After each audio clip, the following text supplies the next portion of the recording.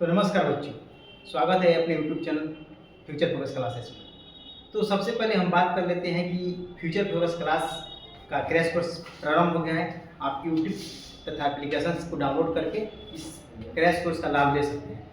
इस crash course में जो है मात्र 75 दिन में आपको संपूर्ण रूप से तैयारी कराया जाएगा और आपको जो है 450 नंबर प्लस पार कराया जाएगा। आपको बिहार टॉपर बनाने की कोशिश कराया जाएगा, जिला टॉपर बनाने की कोशिश कराया जाएगा। अगर आप बिल्कुल पढ़ाई नहीं किए हैं तो डरने की कोई ज़रूरत नहीं है। बस अपने चैनल फ्यूचर फोकस क्लासेस से इसके एप्लीकेशन से जुड़ जाइए। अब जब जुड़िएगा तो आपको बहुत लाभ होने वाला है। ये क्लास 10 के लिए 2026 में जो एग्ज़ाम देने वाले हैं उन बच्चों के लिए है। और आज बात करते हैं, कल हम लोग बात किए थे जो है चैप्टर 1 इकोनॉमिक्स का। आज हम बात करेंगे चैप्टर 2 इकोनॉमिक्स का। तो आप लोग अगर एग्ज़ाम से डर रहे हैं तो डरने की कोई ज़रूरत नहीं है, क्योंकि डर से जितना डरिएगा उतना ही आपको और सताएगा। डर को दूर कीजिए। तो एक शायर है कि वालिद साहब ने बताया है, वो तो युद्ध के लेकर बताए हैं, लेकिन हम जो है इसको एग्जाम को लेकर थोड़ा सा बताएंगे। तो पहले जो बोले हैं उनको समझ लेते हैं। वो बोले हैं कि युद्ध कहाँ तक टाला जाए, यानी पाकिस्तान के लिए बोले हैं कि युद्ध कहाँ तक टाला जाए, द्वंद्व कहाँ तक पाला जाए। युद्ध कहाँ तक टाला जाए, द्वंद्व कहाँ तक पाला जाए, तू है राणा का वंशज, फेंक जहाँ तक भाला जाए, और फिर से इस पड़ोसी मुल्क को शीशे में ढाला जाए। और हम इसको एक तरीका से और समझाते हैं कि एग्जाम को लेकर कि एग्जाम कहाँ तक टाला जाए। ठीक, एग्जाम कहाँ तक टाला जाए, द्वंद्व कहाँ तक पाला जाए, तू है राणा का वंशज, तू है राणा का वंशज, फेंक जहाँ तक भाला जाए। यानी फेंक जहाँ तक भाला का मतलब है जितना पढ़ लो और फिर से इस एग्जाम को शीशे में ढाला जाए, यानी फिर से इस एग्जाम को औकात दिखा देना है। और बिहार लोग का औकात दिखा देना है, यानी हम लोग टॉप कर सकते हैं। तुम कितना हो भी क्वेश्चन हार्ड कर लो, तुम चंद्रमा बैठा कर एग्जाम ले लो, लेकिन हम जो है टॉप मार कर रहे हैं। तो ऐसा मोटिवेशन रहना चाहिए। तो चलिए बिना देर किए शुरुआत करते हैं चैप्टर 2 इकोनॉमिक्स का। और अगर आप चैनल को सब्सक्राइब नहीं किए हैं तो जरूर सब्सक्राइब कीजिएगा, और आपका सपोर्ट हमको मोटिवेशन देता है। शेयर जरूर कीजिएगा, उनको शेयर कीजिएगा जो 2026 में एग्जाम देने वाले हैं या 10th क्लास में जाने वाले हैं। ठीक, उनसे शेयर करके उनसे लाइक हुई और अपना लाइक कीजिएगा, और ये भी कमेंट कीजिएगा कि वीडियो कैसा लगा। और कोई ऐसा टॉपिक हो जो आपको हार्ड लग रहा है, वो साइंस में, मैथ में और तथा सोशल साइंस में, संस्कृत में, इंग्लिश में, तो जो टॉपिक हार्ड लग रहा है उसको बताइएगा, आपको जरूर सोल्यूशन किया जाएगा। ठीक, तो आते हैं, बात करते हैं। हमारा 2 चैप्टर का नाम है इकोनॉमिक्स का, जिसका नाम है राज्य एवं राष्ट्रीय। अर्थात इसमें समझने की बातें क्या है कि राज्य क्या होता है, समझने की बात है कि राज्य क्या होता है। तो आप लोग राज्य के बारे में समझ सकते हैं कि जिस जगह पर हम रहते हैं तो कहीं ना कहीं किसी राज्य में रहता है, कोई ना कोई जो है हर एक राज्य में रहता है। ये देश जो है राज्यों से मिलकर बना है। तो राज्य के लिए जो है आप समझ सकते हैं। और राष्ट्र क्या होता है, तो राष्ट्र का अर्थ ही होता है देश। ठीक, राष्ट्र का मतलब होता है देश, यानी जिस देश में हम रह रहे हैं उसी को हम राष्ट्र कहते हैं, और जिस राज्य में रह रहे हैं उसको हम राज्य कहते हैं। यानी कहने का अर्थ है बिहार एक राज्य है और भारत एक राष्ट्र है। बिहार एक राज्य है और भारत एक राष्ट्र है, यानी भारत यानी देश, जिसको हम लोग राष्ट्र के रूप में जानते हैं। ठीक, अब देखते हैं आय के रूप में, आय किसे कहते हैं। यानी पहले हम लोग टॉपिक क्लियर कर लेते हैं, और आप लोग हमारे पढ़ाने का तरीका समझे होंगे कि हम उन परिभाषाओं, वैसे परिभाषाओं को याद कराते हैं जो हम कोई इसमें से कीवर्ड पकड़ कर बताते हैं। इन कीवर्ड को आप याद कीजिए। जब ये कीवर्ड को याद कर लीजिएगा तो आपको परिभाषा लिखने में सबसे आसानी फील होगी, या इसमें से जो है परिभाषा बनेगा तो इस जो शब्द है जिसका परिभाषा हम बना रहे हैं उसी शब्द से है कोई ना कोई उससे रिलेटेड बताया जाएगा, ट्रिक बताया जाएगा कि ऐसा आप याद कर सकते हैं। तो बिना देर किए हम लोग स्टार्ट करते हैं। ये हमारा क्रैश कोर्स प्रारंभ हो रहा है, आप लोग ज्वाइन जरूर कीजिएगा। कब से? 17 नवंबर से। 17 नवंबर 2025 से आप ज्वाइन कीजिए, एप्लीकेशन डाउनलोड कीजिए फ्यूचर फोकस क्लासेस। ठीक, आगे बढ़ते हैं। आय क्या है, यानी आय क्या होता है, कहने का अर्थ है जब कोई व्यक्ति किसी भी प्रकार का काम करता है, जब कोई व्यक्ति किसी प्रकार का काम करता है तो उस काम के बदले उसे जरूर कुछ न कुछ रुपया मिलता है। जब भी उसको कुछ रुपया मिलता है उसी को बोलते हैं आय। देखिएगा परिभाषा क्या लिखा है, जब कोई व्यक्ति किसी प्रकार का शारीरिक अथवा मानसिक कार्य करता है और उस कार्य के एवज में यानी उस कार्य के बदले जो धन मिलता है उस व्यक्ति का आय कहते हैं। अर्थात कोई व्यक्ति है वो अपना शारीरिक काम करे या मानसिक कार्य करे और उस कार्य करने के एवज में उसे जो भी धन मिलेगा, जिस रूप में धन मिलेगा वह कहलाएगा आय। अर्थात जैसे मान लीजिए इन दोनों का एग्जाम्पल क्या होगा, शारीरिक काम कौन करता है, आप लोग खेतों में देखे होंगे मजदूर लोग जो खेतों में काम करते हैं, कुदाल चलाते हैं, सुगनी करते हैं, वे मजदूर काम करते हैं शारीरिक कार्य। और मानसिक कार्य कौन करेंगे, जो लोग जो है काम करते हैं लैपटॉप से, कंप्यूटर से। जैसे आपको कोई फॉर्म भरवाना है, तुरंत गए साइबर कैफे में और साइबर कैफे में गए कि हमको फॉर्म भरवाना है, आप भर दीजिए और उसका अपना चार्ज ले लेगा कि इतना हमारा चार्ज है। अब जो आप जितना चार्ज दे रहे हैं तो वो कहलाएगा उसका मानसिक कार्य। तो ये क्लियर हुआ कि शारीरिक और मानसिक कार्य, जरूर कमेंट में बताइएगा। ठीक, तो शारीरिक कार्य का मतलब शरीर से काम किया जाए और मानसिक कार्य का मतलब है जो मन है, जिसमें दिमाग लगे, उसके एवज में जो पैसा मिलेगा, जो कार्य करने के एवज में धन मिलेगा, उसे हम कहेंगे आय। क्लियर हुआ कि नहीं। जैसे मान लीजिए कोई टीचर है, वह टीचर जो है किसी संस्था में जाकर पढ़ाएगा, उसको एक दिन, मान लो कि एक दिन का उसका है 100 रुपया। अब जो वो 100 रुपया मिला उसको, तो वह कहलाएगा उसका शारीरिक कार्य और मानसिक कार्य। ठीक, तो यानी ये जो कार्य किया, पढ़ाना कार्य किया, उसके बदले में 100 रुपया जो मिला उसको बोलेंगे आय। यानी ये 100 रुपया उसका हो गया आय, अर्थात इसको इंग्लिश में कहते हैं इनकम। ठीक, इनकम। अब उसके आगे बढ़ते हैं और ये बात ध्यान में रखिएगा, ये आय जो है, ये जिस आय मिल रहा है, इनकम मिल रहा है, ये आय किसी भी रूप में हो सकता है। वह रुपये के रूप में भी हो सकता है और धन संपत्ति के रूप में भी हो सकता है। जैसे मान लीजिए कोई आय किया और आय के बदले में आपने उसको 10 केजी अनाज दे दिया। गांव में आप लोग रहते होंगे तो जरूर देखते होंगे कि कोई व्यक्ति खेतों में काम करके आता है तो उसे जो है उस काम के बदले, जब पैसा नहीं होता है किसी किसान के पास, तो उसे जो है हम लोग धन के रूप में कुछ अनाज दे देते हैं। चावल हो गया, गेहूँ हो गया, धान हो गया, उसको मतलब कुछ ना कुछ उसके बदले में दे देते हैं, तो उसे कहते हैं हम लोग आय। जैसे आप लोग रामायण में देखे होंगे, जब केवट राम जी को पार करा रहे थे, तो उस केवट को पार कराने के बाद राम जी उसके इनकम के रूप में, यानी आय के रूप में उसे कुछ धन दिए, यानी उन्होंने एक अंगूठी दी सोने की। तो उस अंगूठी को क्या, उस अंगूठी जो है, वह अंगूठी जो है वह केवट का क्या कहलाएगा, आय कहलाएगा। I hope you understand and this topic of income. ठीक, आगे बढ़ते हैं कि बिहार की इनकम। सबसे पहले हम बिहार राज्य में रह रहे हैं, तो बिहार राज्य की इनकम कैसी है, इसके बारे में, इसकी स्थिति के बारे में हम लोग चर्चा करेंगे। तो बिहार की स्थिति जो है, आप जानते हैं कि बिहार की स्थिति बहुत कमजोर है, इनकम के क्षेत्र में बहुत कम इनकम है बिहार की। तो ऐसे में योजना आयोग ने, यानी कल हम लोगों ने देखा था क्या एक चैप्टर में कि योजना आयोग क्या है। तो योजना आयोग का गठन हमने बताया था 15 मार्च 1950 को हुआ था।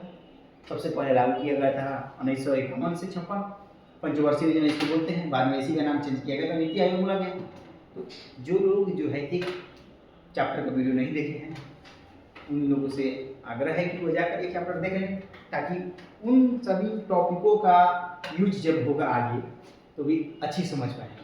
ठीक, तो योजना आयोग ने मार्च 2009 में एक पत्र जारी किया, यानी एक आंकड़ा जारी किया। उस आंकड़ा में यह देखा गया कि जो बिहार राज्य है, इसकी इनकम जो है, इसकी इनकम सबसे कम है। इसका बिहार राज्य सबसे कम है, इसलिए तो इसको बिहार राज्य बोला गया, बीमारू राज्य बोला गया। बीमारू राज्य में 5 राज्य आते हैं। ठीक, तो बिहार को बीमारू राज्य बोला गया। 2009 में आंकड़ा निकाला योजना आयोग ने कि देखा यह कि बिहार की इनकम जो है सबसे कम है। वहीं जब देखा जा रहा है गोवा, केरल, इनकी इनकम जो है बहुत अधिक है।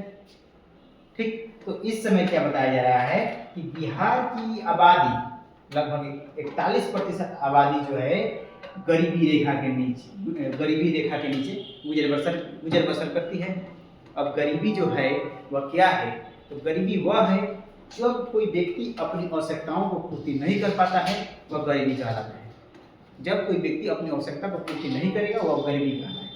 और जैसे कि गरीबी कहने का अर्थ है कि सब प्रोफेसर ने कुछ अलग अलग सिद्धांत दिए और ऐसा माना जाता है कि अब जो न्यू मॉडर्न में जो गरीबी का परिभाषा निकला, ऐसा माना जाता है कि गाँव में रहने वाले व्यक्ति अगर एक दिन में 35 रुपये खर्च नहीं करते हैं तो वो व्यक्ति गरीब हैं, और शहर में रहने वाले व्यक्ति अगर वह 45 रुपये खर्च नहीं करते हैं तो वह गरीब है। ठीक, उसके आगे बढ़ते हैं कि एक प्रोफेसर हैं अर्थशास्त्री हैं, ठीक, उनका नाम है रैगनारॉस।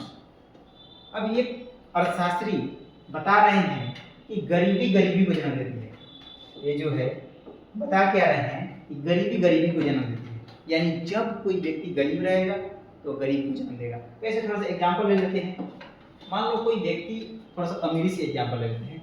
मान लो कोई व्यक्ति अमीर है, ठीक, जब वह व्यक्ति अमीर है तो वो अमीर व्यक्ति के पास वह सब सुविधाएं उपलब्ध होंगी और उनकी जो आने वाली पीढ़ी होगी, उनके बाल बच्चे होंगे, उनके लिए सब सुविधा उपलब्ध कराएगा। यानी शिक्षा, यानी सुविधा उपलब्ध है तो उसको अच्छी से शिक्षा प्राप्त कराएगा,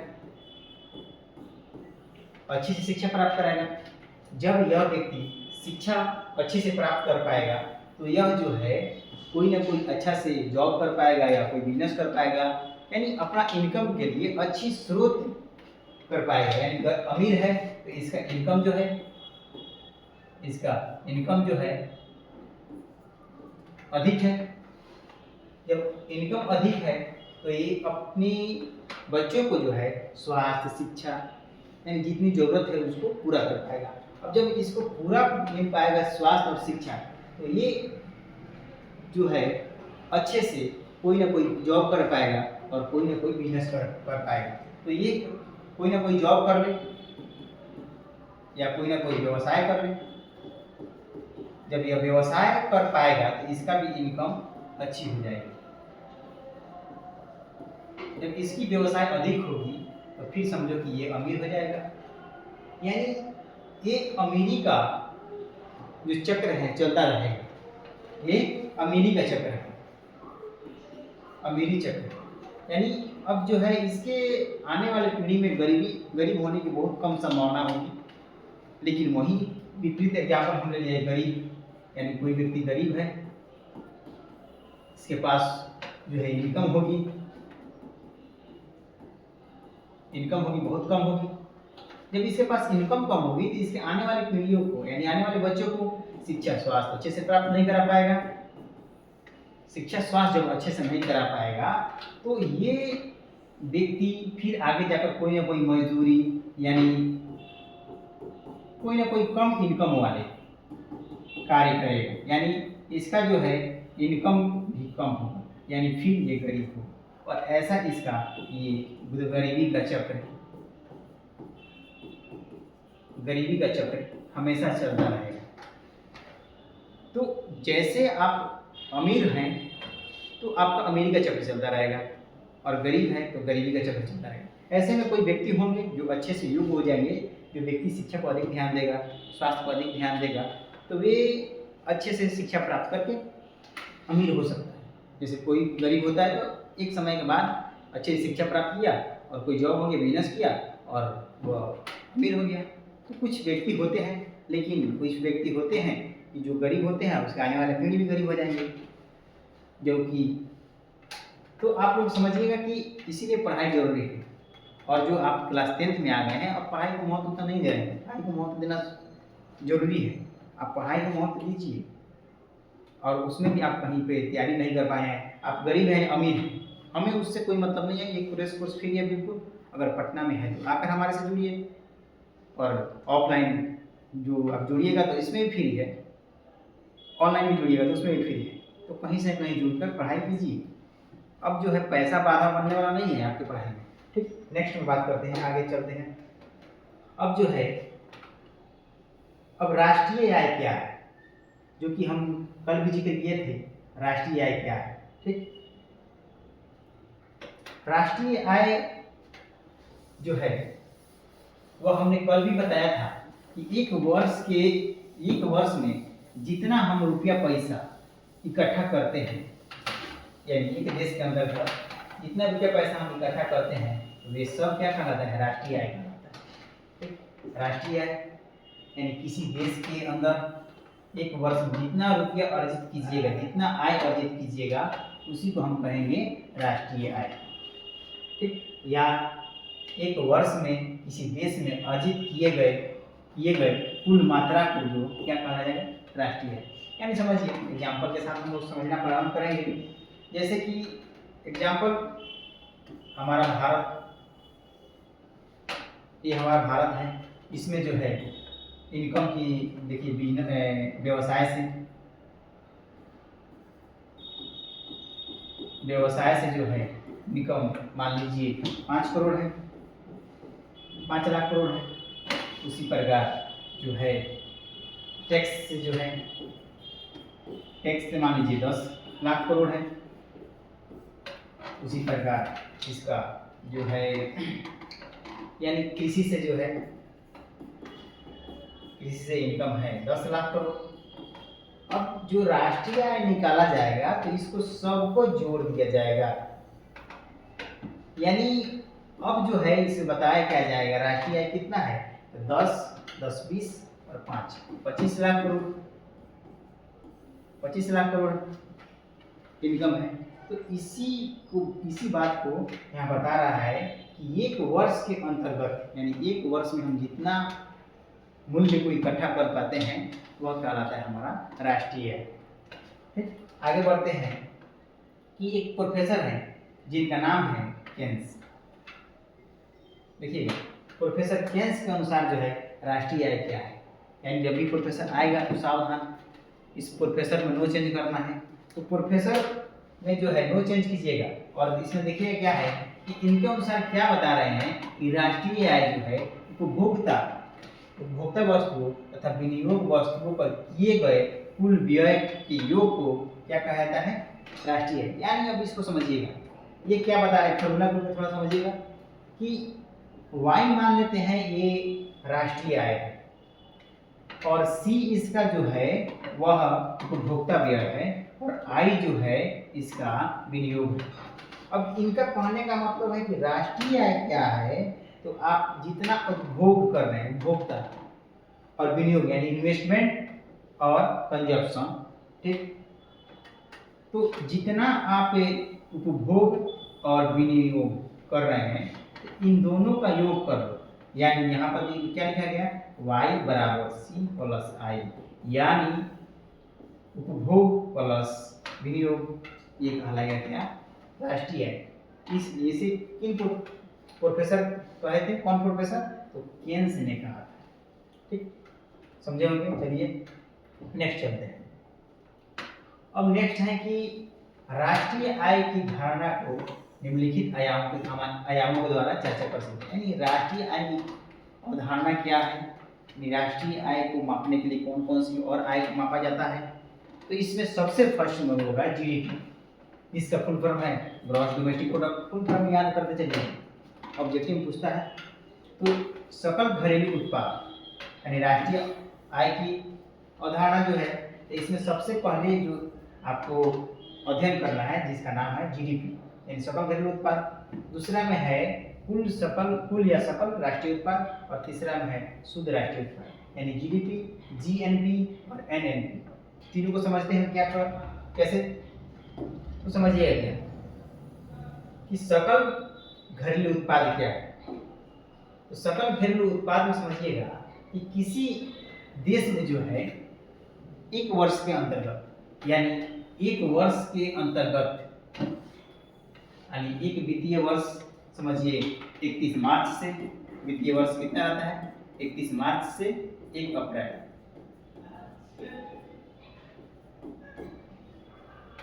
उल्टा हो गया इसमें,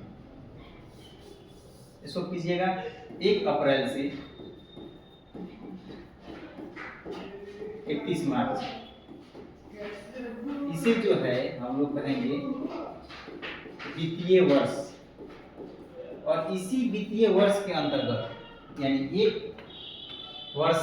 वित्तीय वर्ष के अंतर्गत जितने भी हम वस्तु और सेवाओं का उत्पादन कर देते हैं उसकी कुल मात्रा को क्या कहते हैं?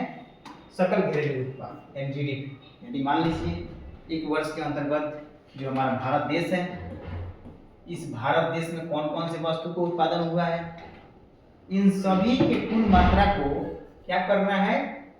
जोड़ लेना है। जब सभी की कुल मात्रा को जोड़ लीजिएगा, जो वस्तुओं का उत्पादन हुआ है उसको सब जोड़ लीजिएगा, वह कल आएगा आपका जो सकल घरेलू उत्पाद। नेक्स्ट देखते हैं 2 नंबर में कुल या सकल घरेलू उत्पाद यानी जीएनपी, ग्रॉस नेशनल प्रोडक्ट। ये बताता है कि किसी देश में एक वर्ष के अंतर्गत जितनी वस्तु और सेवाओं का उत्पादन होता है उसके मौद्रिक मूल्य के कुल योग को जो है क्या बोलते हैं? सकल राष्ट्रीय उत्पाद।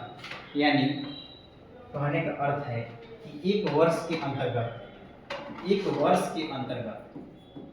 जितना हम वस्तु का उत्पादन कर रहे हैं वह वस्तु बिका या न बिका मतलब उससे नहीं है, लेकिन उसका उत्पादन तुमने कर लिया। अब जब उसका उत्पादन कर लिया तो उसके मूल्य को आंको, कितना उत्पादन किया, और जब उन मूल्य को आंक लोगे तो सबको जोड़ लेना है। जो बेच दिए और जो उत्पादन करके रखे हैं उन सभी को जोड़ लो कि कितना बेचा गया और कितना उत्पादन करके रखे हैं। अब जब इसको जोड़ोगे तो जो आएगा उसी को कहा जाएगा जीएनपी यानी सकल या राष्ट्रीय उत्पाद। ठीक, जैसे जीडीपी में क्या था, इसमें वस्तुओं का उत्पादन कितना कर रहे हो बस इतना देख लो, और सेवा का उत्पादन कितना हुआ है बस उसकी मात्रा को देखना है, उसकी आय को कलेक्ट नहीं करना है।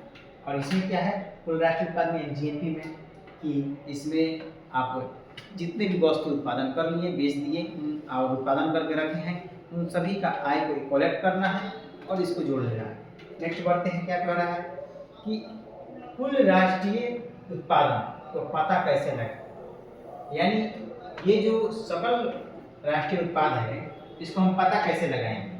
तो इसको पता लगाने के लिए जो है हमें ये करना होगा कि हमारे देश में जितने भी व्यक्ति विदेशों से काम कर रहे हैं, हमारे देश में जितने भी व्यक्ति विदेशों से आकर काम कर रहे हैं उनकी आय को घटा दिया जाएगा। क्यों?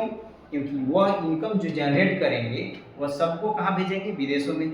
जैसे मान लीजिए हमारा देश भारत, ठीक, इस भारत देश में जो है विदेशों से बहुत ऐसे लोग हैं जो कई देशों से आकर इसमें इनकम जनरेट कर रहे हैं।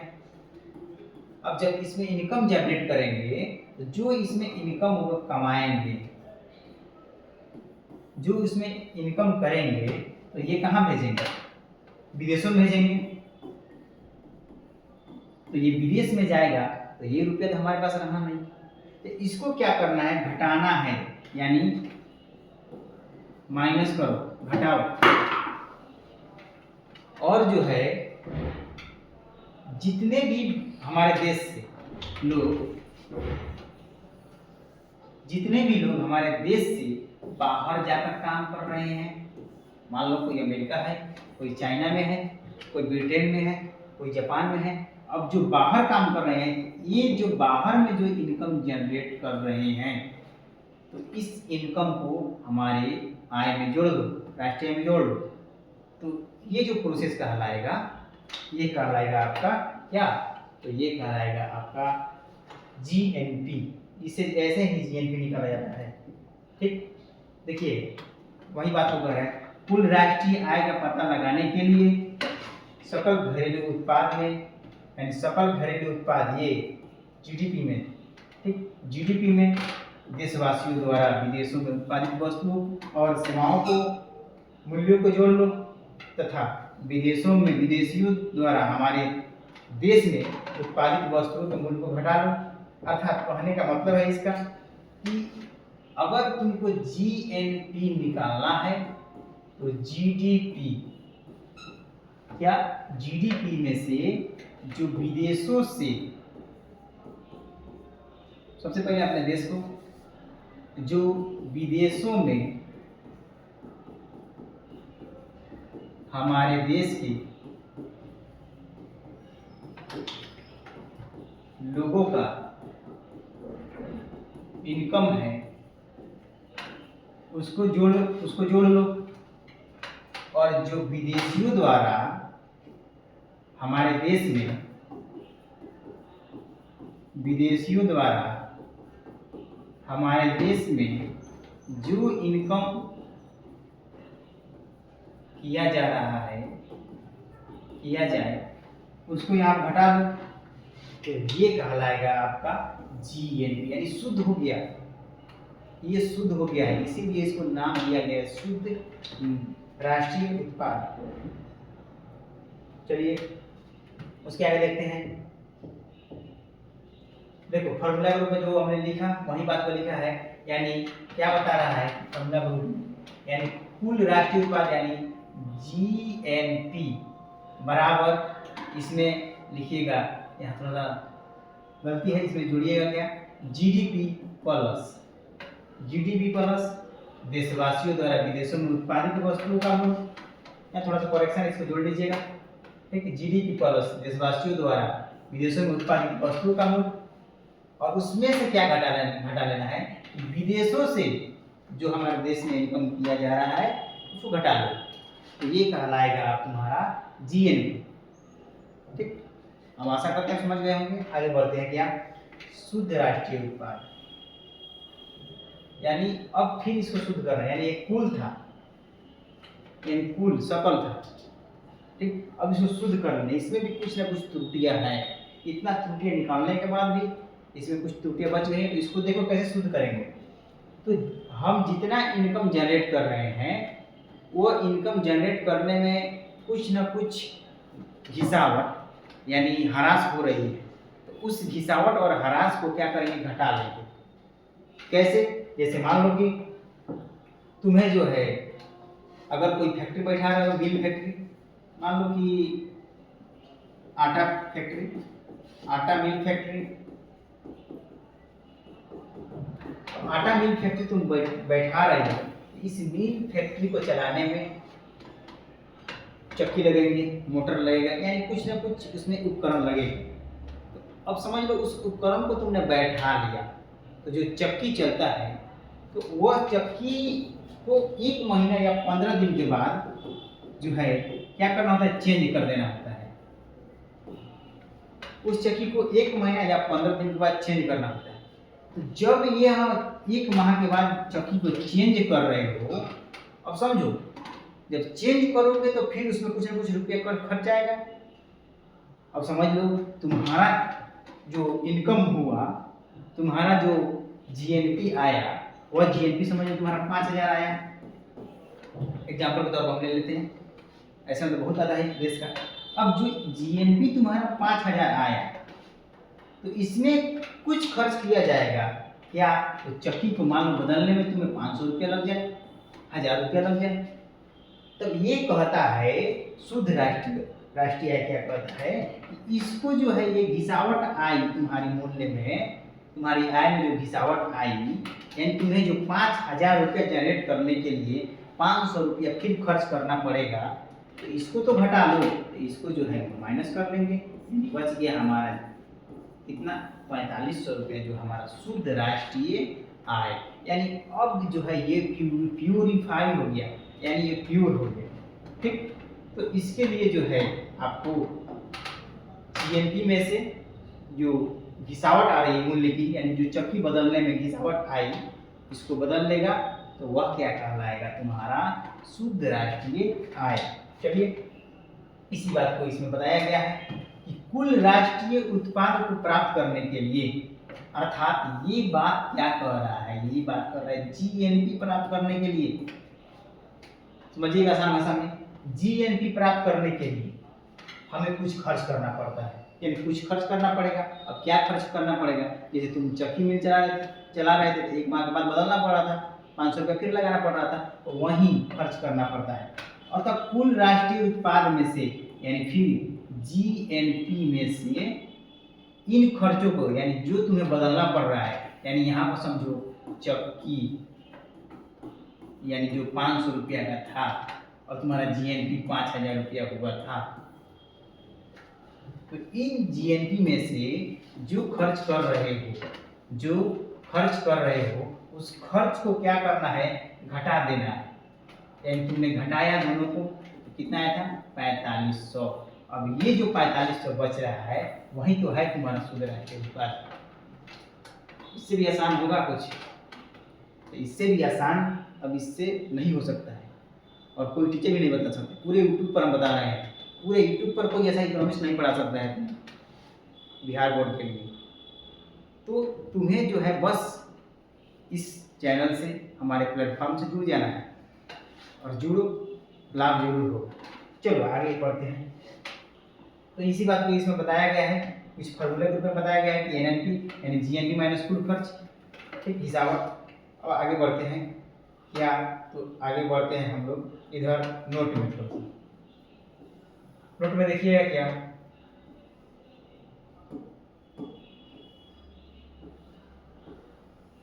नोट में देखिएगा कि भारत में जो है, भारत में वह राष्ट्रीय आय की गणना एक कंपनी है, एक संस्था है, कंपनी नहीं कह सकते हैं, एक संस्था है यानी ऑर्गेनाइजेशन, जिसका नाम है सीएसओ, और फुल फॉर्म होता है सेंट्रल स्टैटिस्टिक्स ऑर्गेनाइजेशन। ये सीएसओ जो संस्था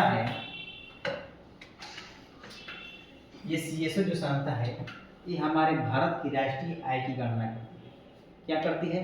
तो भारत की राष्ट्रीय आय की गणना करती है। यानी सीएसओ का फुल फॉर्म याद रखिएगा हमेशा, ये पूछता है बहुत बार, सेंट्रल स्टैटिस्टिकल ऑर्गेनाइजेशन।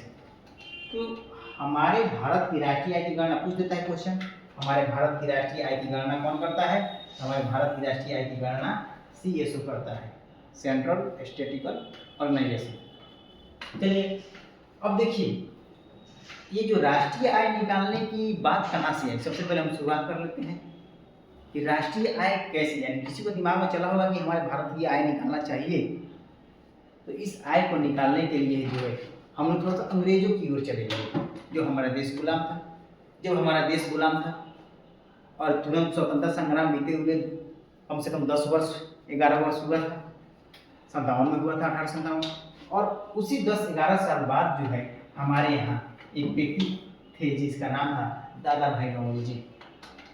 ये दादा भाई नौरोजी 1862 में ही, जब हमारा देश गुलाम था, उस समय जो हमारा देश गुलाम था और अंग्रेजों का कहना था कि हमारे देश की इनकम बहुत हो रही है, तो दादा भाई नौरोजी ने, ये इकोनॉमिस्ट थे, इन्होंने राष्ट्रीय आय निकालने की कोशिश की। और जब राष्ट्रीय आय इन्होंने निकाला तो देखिए इन्होंने बताया, अब जब बताएंगे, जब राष्ट्रीय बताएंगे तो कोई ना कोई इनको बुक लिखना पड़ेगा।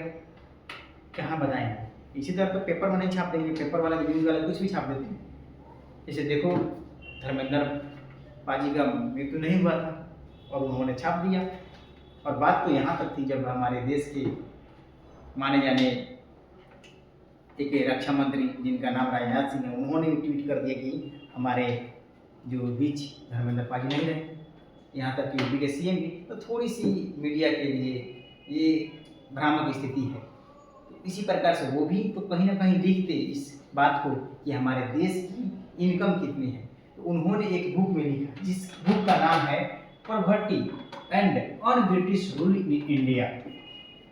क्या नाम है इस बुक का? नाम याद रखिएगा, बुक का नाम है poverty and un British rule in India. इन्होंने इस बुक में लिखा कि हमारे भारत की जो आय है मात्र 20 रुपये। कितना? मात्र 20 रुपये बताया। अब समझो कि एक व्यक्ति जो है एक वर्ष में मात्र 20 रुपये कमा सकता है, तो कितनी भ्रामक स्थिति। वो तो कहेगा कि उस समय की पैसा बहुत वैल्यूएबल थी, लेकिन ऐसा स्थिति नहीं था कि जो 20 रुपया है हमारे 2 लाख के बराबर था, ऐसा स्थिति नहीं है। ठीक, तो 20 रुपया मात्र उस समय लोग कमा रहे थे एक वर्ष में। ये दादा भाई नौरोजी ने बताया। और किस बुक में बताया, कब बताया, इसमें याद रखिएगा, कब बताया? 1868 में। किस बुक में बताया? तो poverty and un British rule in India. और कितना बताया तो 20 रुपया। अब ऐसा आंकड़ा निकाला गया, अब जैसे देश आजाद हुआ उस समय भी आंकड़ा निकाला गया, तो उस समय जो है हमारे देश की राष्ट्रीय आय निकल रही है 8,650 रुपये। 1948 से 49 के बीच इस आंकड़ा को निकाला जा रहा है। और इस आंकड़ा को निकालने पर क्या निकला, यानी राष्ट्रीय आय को निकालने पर एक निर्णय लिया गया कि हमारे देश की जो है राष्ट्रीय आय जो है 8,650 होगी। जो अभी जो फिलहाल में कोई पूछे प्रश्न आपसे कि 2025 में भारत की राष्ट्रीय आय कितना है, तो 48 लाख करोड़ है। और समझो ये कहाँ 48 लाख करोड़ और ये कहाँ 8,650 करोड़। तो ये जो स्थिति थी, और उस समय जो है प्रति एक व्यक्ति आय निकाला गया। जो यहाँ पर प्रति व्यक्ति आय देख रहे हैं, उस समय यानी 1948-50 में प्रति व्यक्ति आय निकाला गया, तो वह निकाला गया 246 रुपया 9 पैसा, यानी 247 रुपया। 247 रुपया निकाला गया कि हमारे देश में जितने भी लोग हैं एक वर्ष में मात्र 247 रुपये कमा पाते हैं। और वहीं राष्ट्रीय आय कितना निकाला गया, याद कीजिएगा इसको। ठीक, नेक्स्ट बढ़ते हैं प्रति व्यक्ति आय। तो आपको कल भी बताए थे प्रति व्यक्ति आय क्या है, तो यही बताया गया था कि प्रति व्यक्ति आय जो है जिसका पर कैपिटा इनकम इंग्लिश होता है, इसको याद करने के लिए PCI शॉर्ट नेम पूछ देता है। तो पर कैपिटा इनकम निकालने के लिए हमारे देश में की जितना भी राष्ट्रीय आय है, कुल राष्ट्रीय आय, जितना भी राष्ट्रीय आय है, इस राष्ट्रीय आय में देश की कुल जनसंख्या से भाग दो, यानी देश की कुल जनसंख्या से भाग तो दे ही रहे हैं, जनसंख्या से भाग दो, और जितना भी भागफल प्राप्त होगा वही आंसर होगा तुम्हारा। अर्थात कल एग्जाम्पल लिए थे, एक व्यक्ति के घर, समझिए कि भारत का इनकम जो है, भारत का इनकम हुआ 2 लाख, और भारत में रहने वाले व्यक्ति हैं समझिए 10 व्यक्ति हैं, 10 व्यक्ति। तो हम क्या जानते हैं, इनकम यानी जितना भी राष्ट्रीय आय है उसमें भाग तो देश की कुल जनसंख्या 10 व्यक्ति भाग देगा तो कितना हो जाएगा, एक व्यक्ति का जो इनकम है वह मात्र 20,000 हो जाएगा। तो प्रति व्यक्ति आय यही होता है कि जब किसी देश की कुल राष्ट्रीय आय में उसकी कुल जनसंख्या से भाग दिया जाता है, जो भागफल प्राप्त होता है उसे हम कहते हैं प्रति व्यक्ति आय। ठीक, नेक्स्ट बढ़ते हैं। इसे कल हम अच्छे समझाए थे, जो एक चैप्टर नहीं देखे हैं चैप्टर देख लेंगे, समझ आ जाएगा। तो अब हम बात करते हैं आय की। जब बात करते हैं तो कुछ देश जहाँ प्रति व्यक्ति आय कितना है और किसमें, डॉलर में।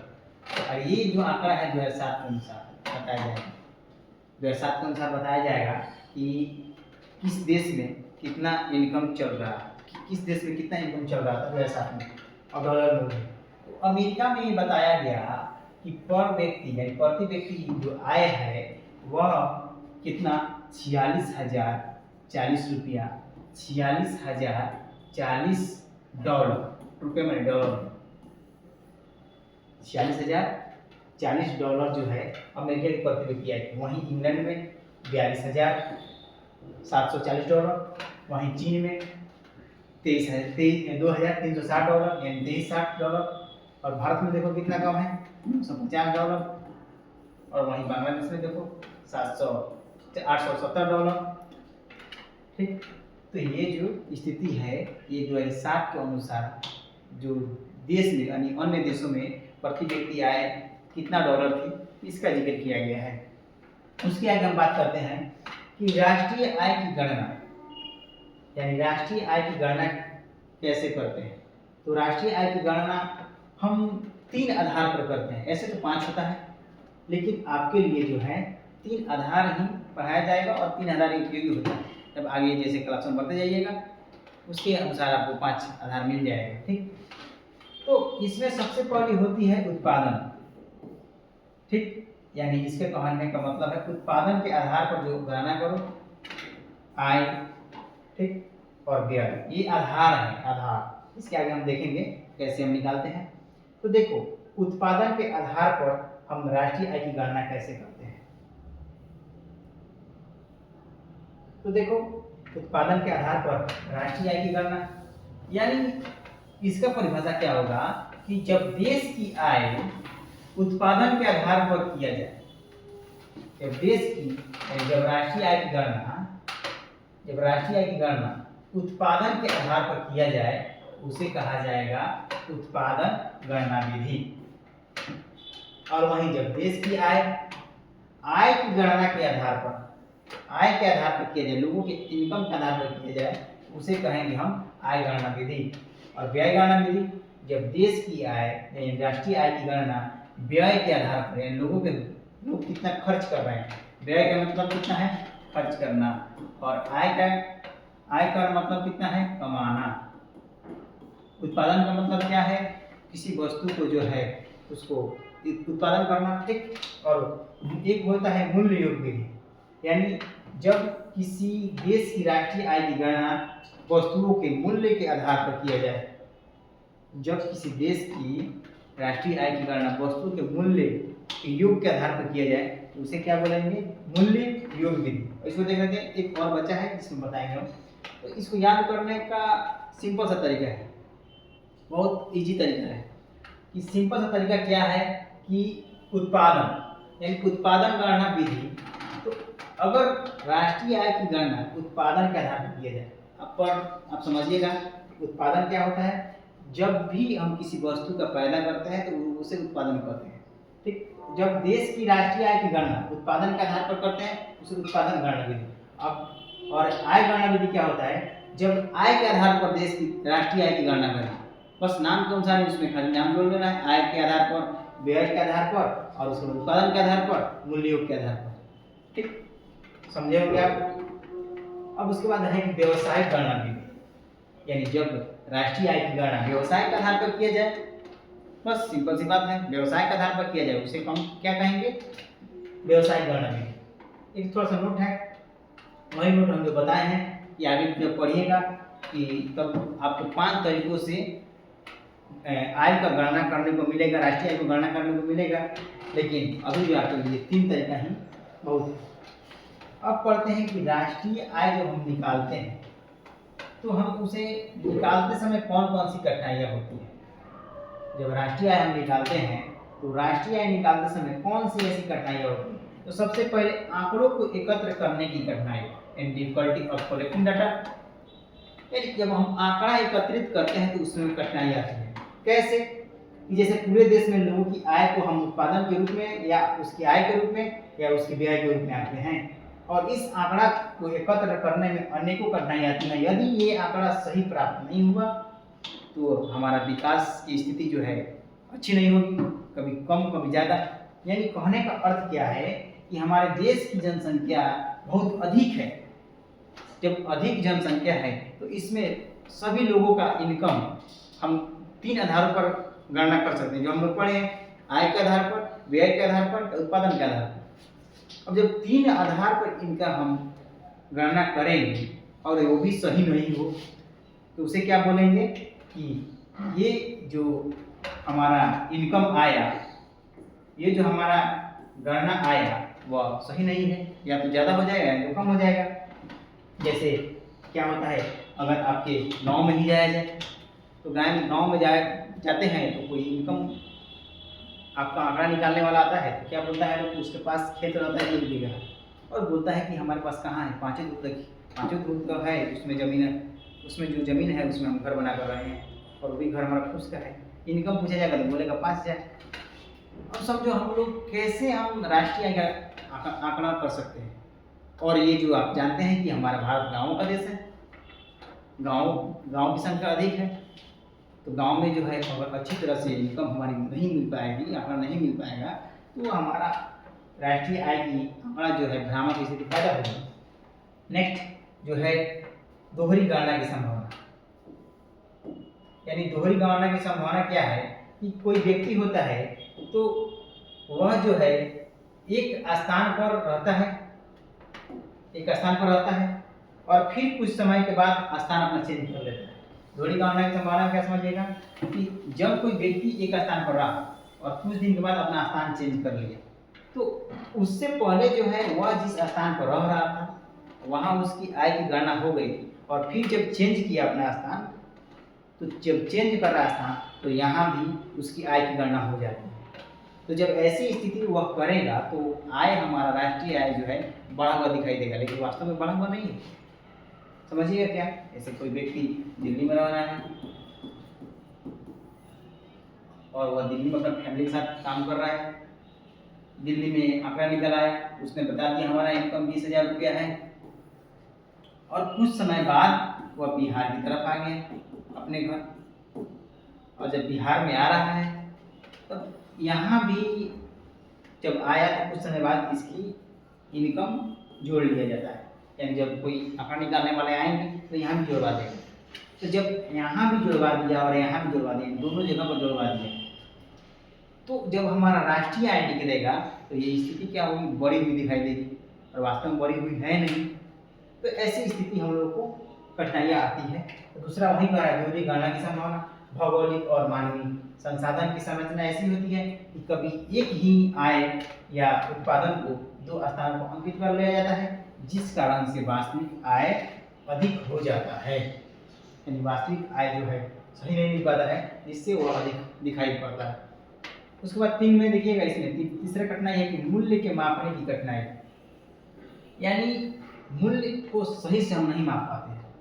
कैसे? जैसे कभी जो है एक ही वस्तु को जो है, देखो, एक ही वस्तु का विक्रय मूल्य दो बिंदुओं पर अलग अलग रूप से आंकड़ों का जोड़ने से राष्ट्रीय आय की भ्रामक स्थिति पैदा होती है। जैसे मान लीजिए कोई वस्तु मान लीजिए फैक्ट्री में राइस का उत्पादन हुआ, चावल का बोरी, वह बोरी का दाम था उस समय 900 रुपया, अब ये 900 रुपया बोरी का दाम वहाँ पर जब आंकड़ा निकाला गया तो जोड़ दिया गया, और फिर ये बोरी आ गया आपका रिटेलर में यानी दुकान में, और यहाँ पर इसने इसे 1012 रुपये में या 1020 रुपये में बेच दिया। तो यहाँ भी आकर इसकी आंकड़ा एकत्र कर लिया गया, और 900 और फिर 1020 रुपया जोड़िएगा तो तुम्हारा हो जाएगा 1920 रुपया। तो ऐसी अगर स्थिति होती है तो हमारी राष्ट्रीय आय बढ़ जाती है। अगर सिर्फ यहाँ ही इसका इनकम जुड़ा पाया है, इस राइस का मूल्य यहाँ भी जोड़ पाए हैं 900 रुपया, तो जब हम राष्ट्रीय आय निकालेंगे, जबकि यह बेचा कितना में रहा है 1020 रुपया में, तो और 900 रुपये में हम अपना आंकड़ा निकाल रहे हैं, तो हमारी राष्ट्रीय आय की गणना जो है वह कम दिखाई पड़ेगी, यानी भ्रामक स्थिति पैदा होगी। अगर सही आंकड़ा नहीं मिल रहा है तो मूल्य मापते समय जो है एक ही वस्तु का मूल्य दो स्थानों पर माप ले, या एक ही स्थान पर माप लिया जाए जहाँ पर उसका कम मूल्य था, इस फैक्ट्री में कम मूल्य होता है और दुकानदार के पास ज़्यादा मूल्य होता है, तो ऐसे में ये भ्रामक स्थिति होगी। अब इसके बाद देखते हैं कि विकास में जो है, यानी हमारे भारत के विकास में जो है, या मिटा लेते हैं। अब देखिए विकास में जो है हमारा इनकम यानी प्रति व्यक्ति आय का क्या योगदान है, यानी विकास में राष्ट्रीय एवं प्रति व्यक्ति आय का क्या योगदान है। तो आप जानते हैं जिस देश का जो है प्रति व्यक्ति आय अधिक होगी, वह देश जो है अधिक ग्रोथ करेगा,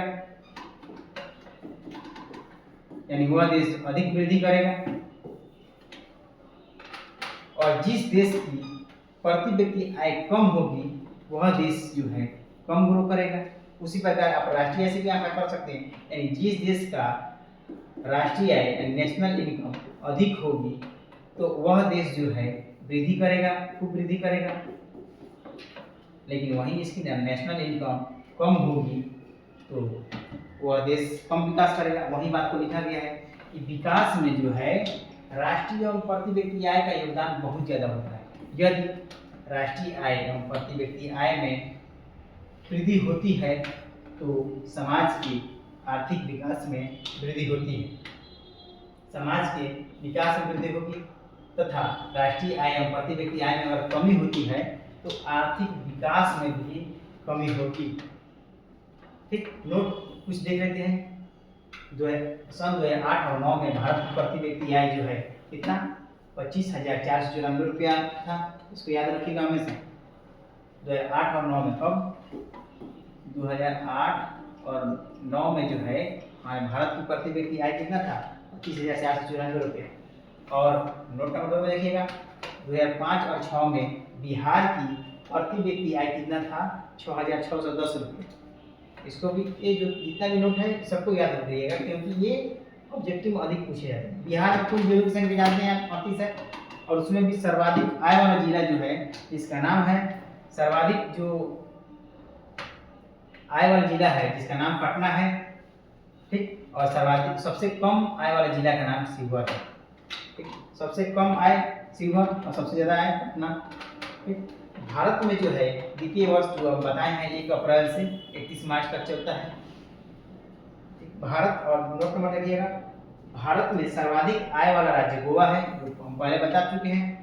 और नोट नंबर और देखिएगा कि बिहार में जो है 41.4% लोग जो हैं गरीबी रेखा के अंदर गुजर बसर करते हैं। ठीक, ये जो बातें थी आप लोग को हमने बात किया इकोनॉमिक चैप्टर 2।